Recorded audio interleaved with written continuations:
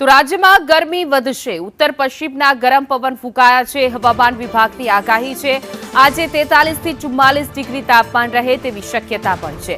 અમદાવાદ રાજકોટમાં 43.2 ડિગ્રી, જ્યારે ગાંધીનગર અમરેલી સુરેન્દ્રનગરમાં 42 ડિગ્રી, ડીસા કંડલા વડોદરામાં 41 ડિગ્રી, ભુજમાં 40 ડિગ્રી, જ્યારે ભાવનગરમાં 39 ડિગ્રી તાપમાન નોંધાયું।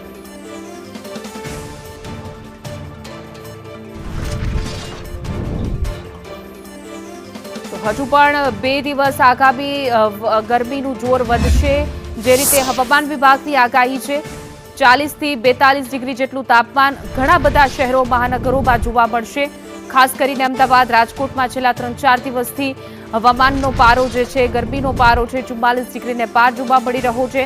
ત્યારે વધુ એક વખત હવામાન વિભાગની આગાહી છે ઉત્તર પશ્ચિમમાં ગરમ પવન ફૂંકાયા, જેના કારણે હવામાન વિભાગની આગાહી આગામી તાપમાન 43 થી 44 ડિગ્રી રહે તેવી શક્યતા।